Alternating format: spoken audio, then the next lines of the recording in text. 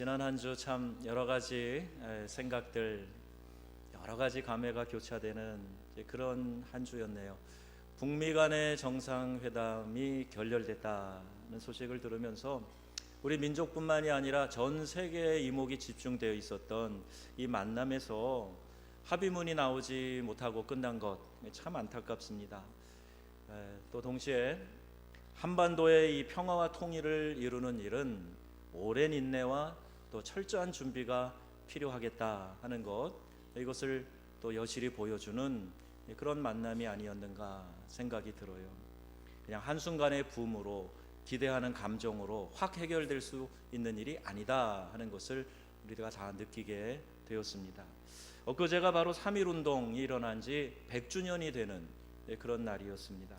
일제치하에서 독립을 이루기 위해서 민족 대표 33인이 독립선언서를 만들고 또 그것을 낭독하고 했습니다. 이를 시발점으로 전국에서 만세운동이 일어났지요. 정치인들이 좀 나서줬으면 했는데 나서지 않으니까 종교인들이 나서게 된 겁니다. 민족 대표 33인 가운데 16명이 우리 기독교인이었고 15명이 천도교인이었고 2명이 불교도였습니다. 서울 파고다 공원을 제외한 전국 8개 곳에서 큰 만세운동이 일어났는데 모두가 다 교회에서 시작되었습니다. 학생과 시민 5,000명이 모였던 서울 파고다 공원에서는 독립선언서를 정재용이라고 하는 그 당시 학생 대표가 낭독을 했는데 그가 바로 연동교회 교인이었다는 거예요. 지난 화요일 숭실대에서 3.1절 100주년 기념 강좌가 있었는데 그때 연동교회에서 은퇴하신 원로 목사님 이성희 목사님이 오셔서 그 이야기를 해주시더라고요. 또 1907년 평양 대부흥운동 아시지 않습니까? 그 평양 부흥운동의 열기가 계속 이어져서 1919년에 3.1운동의 도화선이 되었다는 이런 연구 발표도 있습니다. 오늘 우리가 야고보서 강의 17번째 시간을 갖는데 행동하는 신앙, 행신, 주제가 오늘은 인내입니다. 인내하라 하는 말씀이 오늘 본문에 기록되어 있습니다. 흔히 정력이라고 표현되는 영어의 스태미나라고 하는 단어는 원래 뜻이 버티는 힘, 견디는 에너지, 그런 의미를 가지고 있습니다.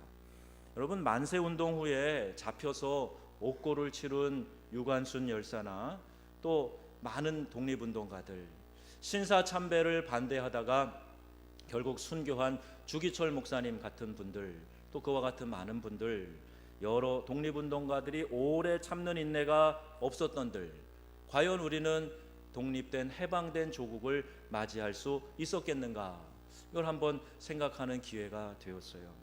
마찬가지입니다. 우리 가정이나 직장이나 회사나 학교 어디에 가든지 버티는 힘이 없으면 자기에게 주어진 일을 제대로 감당할 수 없는 것입니다.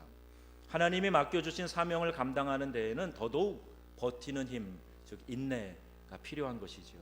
오늘 본문 5절인데 인내라고 하는 단어, 또 그와 동일한 표현인 기다림, 참으라 하는 이 단어가 무려 7번 나옵니다.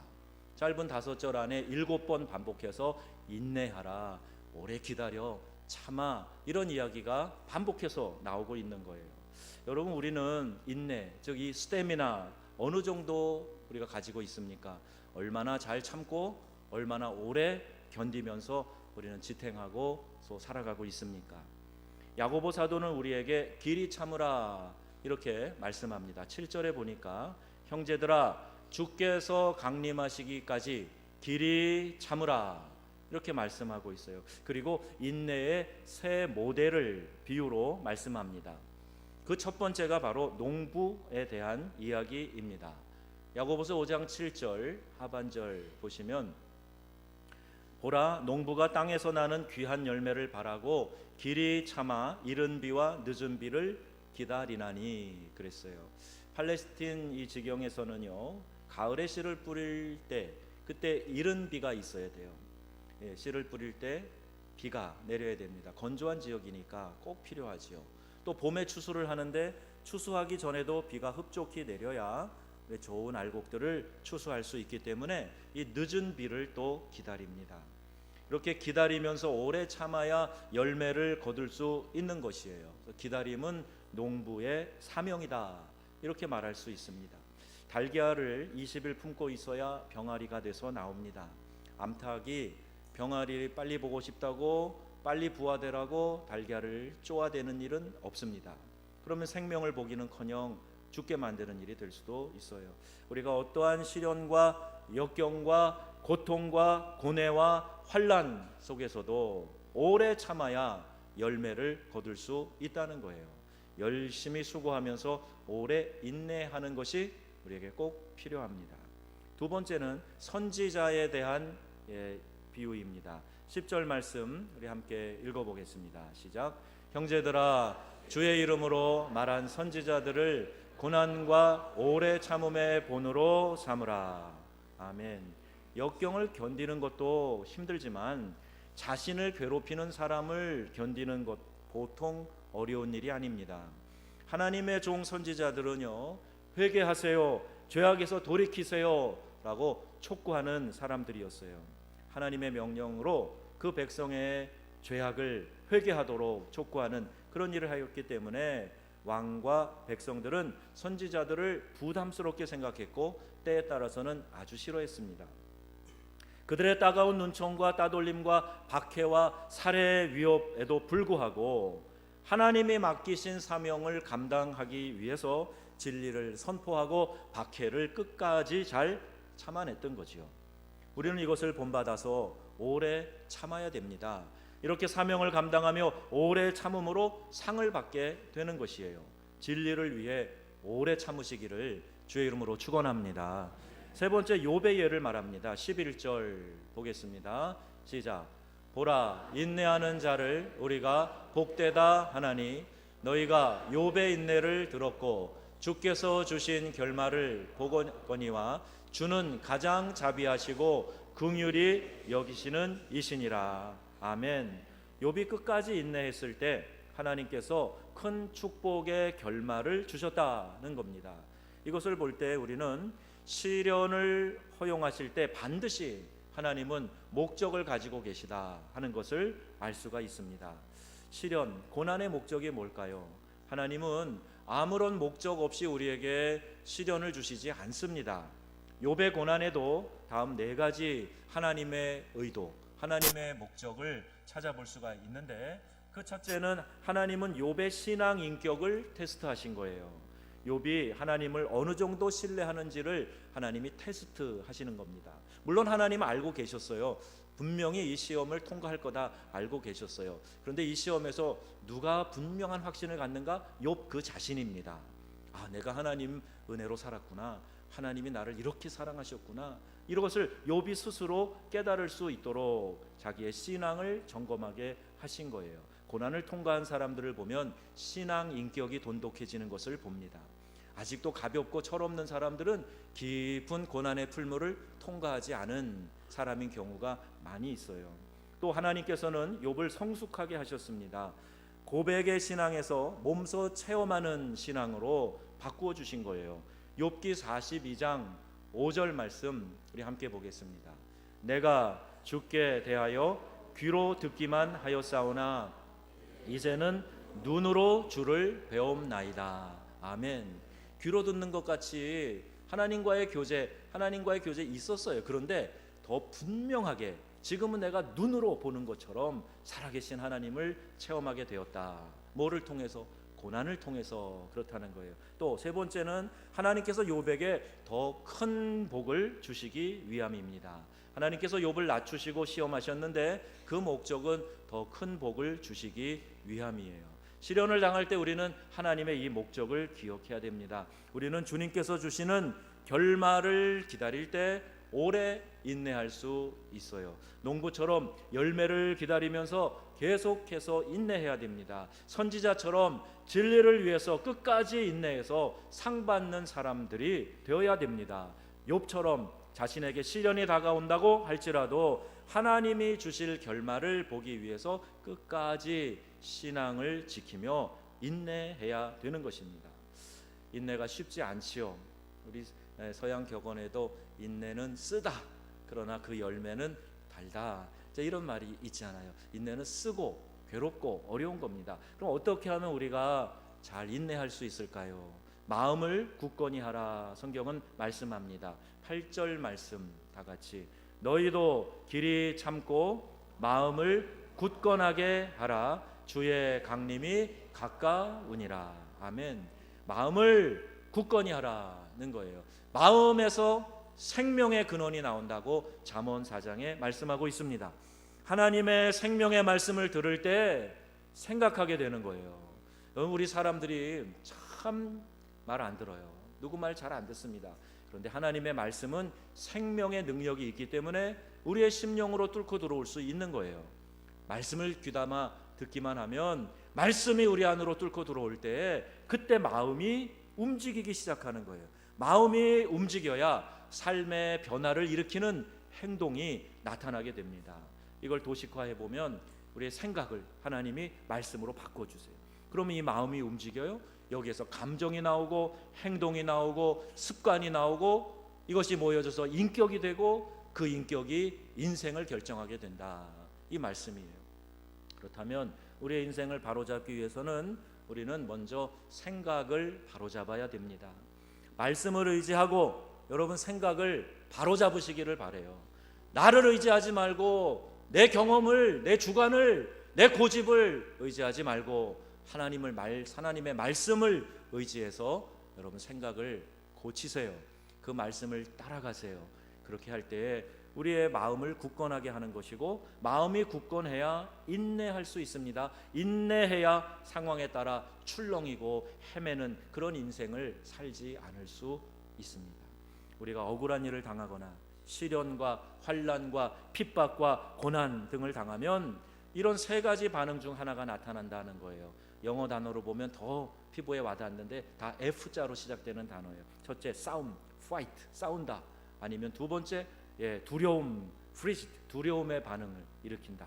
그냥 뭐 어려움만 있으면 자꾸 부딪혀 싸우려고 하는 사람이 있어요. 어떤 사람은 그냥 두려워 떠는 사람들이 있어요. 또 어려운 일이 있을 때 세 번째, 피하는 반응이 있어요. freeze, 피하는 반응이 있어요. 이게 보통 사람들의 세 가지 반응이에요. 그 자리와 상황만 모면해 보려고 하는 거죠. 그러나 성도는 어려운 일이 닥치면 믿음의 반응, faith, 믿음의 반응을 보여야 되는 거예요. 주님을 믿어야 됩니다. 어려운 일이 있을 때 그때 주님을 붙잡을 수 있는 좋은 기회다, 이렇게 생각하고 믿음의 반응을 보여야 되는 거예요.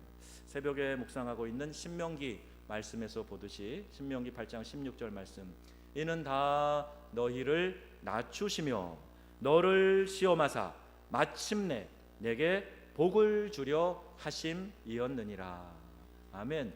광야에서 이들이 고난받은 이유가 이들을 낮추시는 거예요. 낮추시는 거예요. 그리고 하나님의 은혜를 흘려보내셔서 마침내 이들이 복을 받게 하시려는 하나님의 의도가 있었던 겁니다. 여러분, 이 하나님을 믿으시기 바랍니다. 이렇게 마음을 굳건하게 하면 어떤 시련이 와도 이기는 인내를 실천할 수 있게 되는 거예요. 야고보 사도는 예수님을 어린 시절부터 지켜본 그의 젖동생입니다. 사도 중에 유일하게 예수님의 어린 시절부터 그의 공생의 기간, 가족이니까, 육신의 가족이니까 가까이서 지켜보지 않았겠어요? 예수님이 분노에 사로잡힌 군중으로부터 받은 모욕과 폭행 옆에서 봤어요. 십자가에서 모진 고통을 당하시는 것도 보았어요. 그 예수님이 수고하고 무거운 짐진 자들아 다 내게로 오라, 내가 너희를 쉬게 하리라 라고 말씀하신 이 말씀의 의미를 야고보는 누구보다도 잘 깨달을 수 있었을 거예요. 그래서 그가 예수님께서 우리의 짐을 맡으시고 함께 져주신다 하는 것을 분명히 믿었고, 그래서 너희는 마음을 굳게 하라, 두려워하지 말고 도망치지 말고 싸우려고 그러지 말고 잠잠히 기다리면서 마음을 굳게 해라, 이렇게 말씀하고 있는 거예요. 여러분, 마음을 굳게 하시기 바랍니다. 용기를 내시기 바랍니다. 주님을 믿고 내 안에 성령 하나님을 믿고 담대하시기를 바랍니다. 걱정, 근심, 좌절, 실망, 우울, 슬픔을 십자가 앞에 다 내던지고 기쁨과 기대와 희망을 결단하시기를 주의 이름으로 축원합니다. 상황은 똑같아요. 그러나 그 상황을 내가 어떻게 반응하느냐, 그것이 결정을 하는 거예요.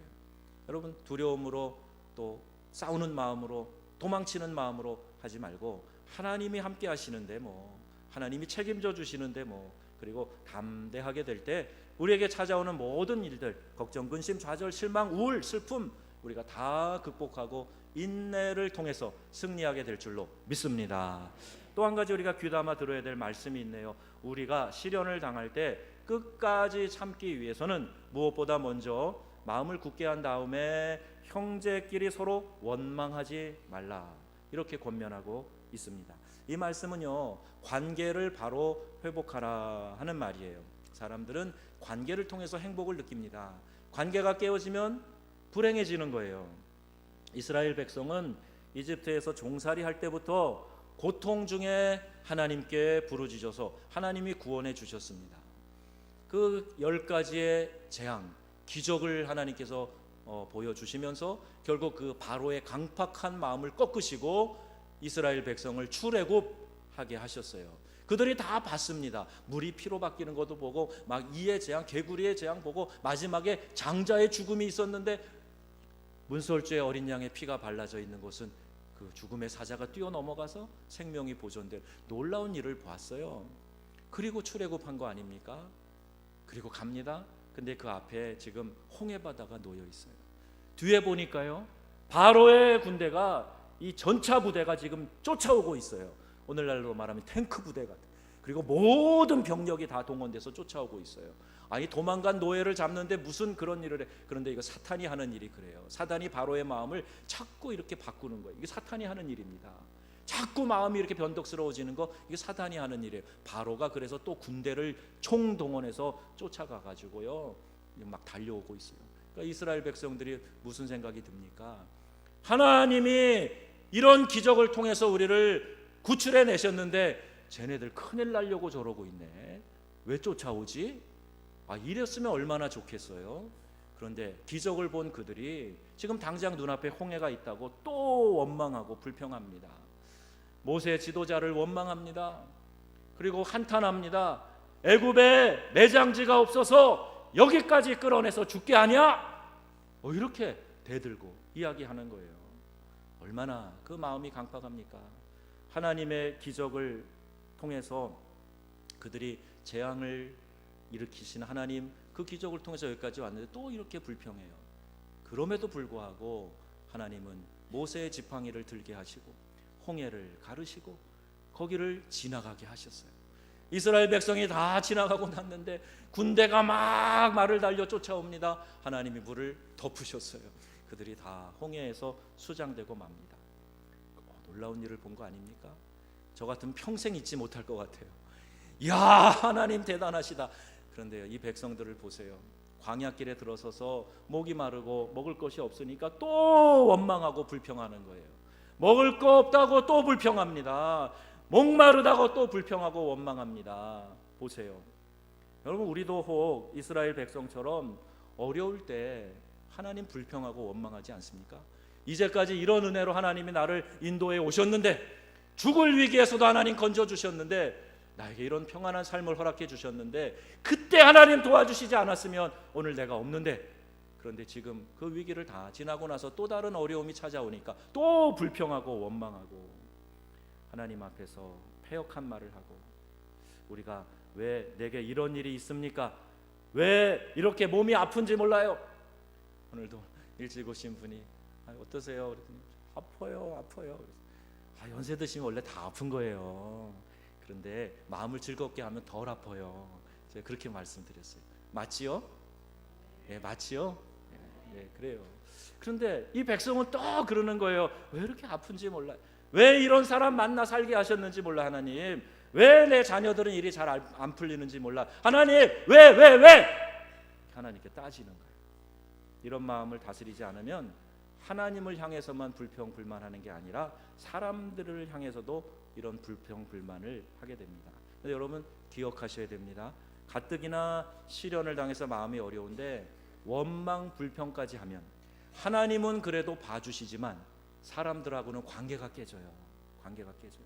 공동체 안에서 내가 이렇게 불평불만 원망 얘기하면 잘 될 것 같죠? 그거 고쳐져서 잘 될 것 같죠? 아니요, 잘 안 돼요. 어떤 사람들에게 당신 다 좋은데 말이야, 요것만 고치면 좋겠어. 그 약점을 딱 지적해주면 고칠 것 같죠? 내 속으로 난 자식도 안 고쳐요. 오히려 잘하는 거를 잘한다고 하고 강화해주고 칭찬해주고 그러면 그 결점이 잘못하고 있는 게 어느샌가 없어져 버리는 거예요. 칭찬은 고래도 춤추게 할 수 있다. 이 책에 나오는데 여러분 참 귀한 원리. 성경은 이미 우리에게 이것을 말씀하고 있습니다. 여러분 원망 불평해서 관계를 깨시겠습니까? 원망을 중지하면요 관계가 좋아집니다. 원망 불평하면 관계가 점점 나빠집니다. 불평으로 공동체를 좋게 만들 수 있다? 아니에요. 절대 안 됩니다. 불평으로 사람과의 관계를 회복할 수 있다고 생각하는 것 어리석은 생각입니다. 야고보서 5장 9절에 말씀합니다. 읽겠습니다. 형제들아 서로 원망하지 말라. 그리하여야 심판을 면하리라. 보라 심판주가 문 밖에 서 계시니라. 아멘. 원망 불평은 하나님이 싫어하는 겁니다. 원망 불평은 마귀가 좋아하는 겁니다. 광야에서 불평하는 백성들을 징계하신 것처럼 하나님께서 다루시겠다 말씀하고 계시는 거예요. 심판주가 문 밖에 서 계시니라. 우린 이것을 알아야 됩니다. 우리는 마음이 어려울 때, 상황이 어려울 때 원망하지 말고 이런 마음을 가지고 이렇게 고백해야 됩니다. 하나님께서 뭔가 더 좋은 뜻을 가지고 계실 거야. 그래서 이렇게 하시는 거야. 나는 몰라도 하나님은 나를 위해 더 좋은 것을 준비하고 계실 거야. 이렇게 말하라는 거예요. 이렇게 고백하며 원망하는 것을 중지하기만 해도 우리는 어려움을 오래 참음으로 이겨낼 수 있습니다.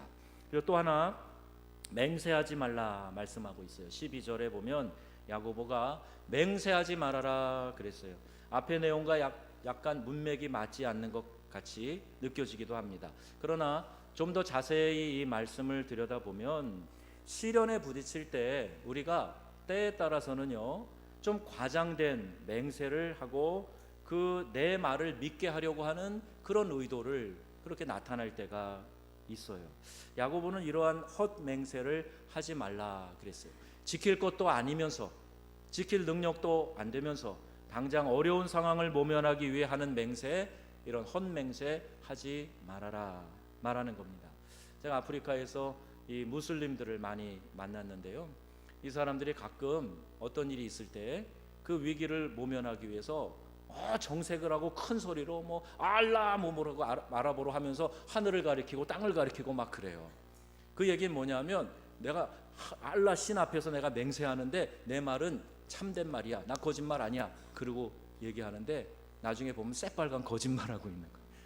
성경은 우리 하나님은 여호와 이름으로 맹세하지 말라 이렇게 말씀하고 계세요. 우리가 가끔 정치하는 사람들 보면 그게 아니면 내 손에 장을 지지겠다. 내 손가락에 장을 지지겠다. 그리고 내가 그게 나중에 이 손가락에 붕대 감고 나타난 사람은 한 명도 못 봤습니다. 말로는 그렇게 하는데 그거 다 그냥 정치인들이 하는 얘기지 뭐 이렇게 생각하고 마는 거예요. 허풍과 허세. 우리 성도들은 이것을 경계해야 됩니다. 지난주 이단 교육 세미나 다녀왔는데 이단들은 자기들이 필요한 대로 꿰어 맞춰요. 교리를 그렇게 맹신하면서 대표적인 특징이 뭐냐 하면 다른 교회들을 공격하는 거예요. 첫째, 성경은 변질됐으니 성경 말고 다른 뭐가 필요하다. 이게 이단들이 다 하는 공통적으로 하는 겁니다. 또 하나는 우리 모임에만 우리 교회에만 구원이 있다. 기존의 교회들은 다 타락하고 부패했고 거기에는 구원이 없다. 이런 식으로 이야기하는 데는 틀림없이 이단이라는 거예요. 틀림없이 이단이라는 거예요. 그래서 여러분 기존의 교회들을 비판하는 거 조심하셔야 됩니다. 하나님의 교회예요. 우리 하나님의 교회가 부족함이 있을지는 몰라도 이렇게 이단들처럼 그런 식으로 교회를 치부해서는 안 됩니다. 또 우리 성도들은 순간의 임기응변으로 넘어갈 수 있을지는 몰라도 세상은 그럴지 몰라도 우리 성도들은 인내하는 신앙인이 되어서 당장의 손해가 있어도 당장의 욕을 먹어도 피해를 입어도 예면 예 아니면 아니요 이렇게 정직한 마음으로 바르게 대답해야 된다는 거예요. 예, 우리의 입으로 예, 아니요 할 때 상대가 믿을 수 있는 정직한 마음, 정직한 말을 하는 사람이 되어야 된다. 헛된 맹세를 하지 말아라. 제가 모르겠어요. 제가 아직 이 거시기의 의미를 정확히 잘 몰라서 이 부분에서 좀 부딪히네요. 근데 혹시 여러분 거시기 하시더라도 분명히 예면 예, 아니면 아니요 라고 진리에 입각해서 말할 수 있는 그런 삶을 살아가시기를 주님의 이름으로 부탁합니다. 언제까지 참아야 되는가? 야고보는 주께서 강림하실 때까지 참으라 그랬어요. 7절에 주께서 강림하시기까지, 8절 주의 강림이 가까우니라, 9절 심판주가 문 앞에 서 계시니라. 이 말씀 기억해야 됩니다. 교회는 그리스도의 정결한 신부입니다.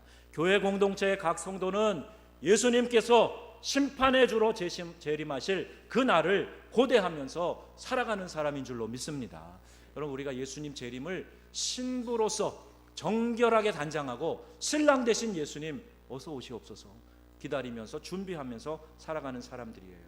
오늘날의 위기는 삶의 어려움이 주는 위기가 아닙니다. 삶의 평안함 때문에 오는 위기예요. 주님의 재림을 고대하지 않습니다. 핍박과 고통이 있을 때는 아멘 주 예수여 마라나타 어서 오시옵소서라고 그런 신앙으로 성도들이 살았는데, 재림의 주를 소망하면서 살았기 때문에 아무리 억울해도 아무리 답답하고 아무리 고통스러워도 인내하면서 오실 주님 바라보면서 참았는데, 이 재림의 소망이 사라지면서 인내하지 못하고 급히 죄에 빠지는 이런 일들을 자주 봅니다. 여러분, 우리가 편안하게 잘 살고 있다고 생각할 때 우리는 주님의 재림을 기대하지 않아요. 사람들이 서로 혼인집에 잔치집에서 즐기고 그리고 연락하고 있을 때 등불을 준비하지 않고 신랑 되신 예수님 기다리지 않고 이 재림의 신앙 속에 살지 않을 때 우리는 반드시 타락하게 되어 있습니다. 재림의 신앙을 회복해야 돼요. 재림에 대한 설교 말씀 요새 강단에서 찾아보기 어려워요. 우리 성결교회는 중생, 성결, 신유, 재림 이 네 가지의 이 사중복음 전도 표지를 강하게 설교 때마다 강조하고 그 성도들이 굳건히 붙들었기 때문에 우리 어려움 중에 있는 그 당시의 교인들이 그 말씀으로 힘을 얻었던 거예요.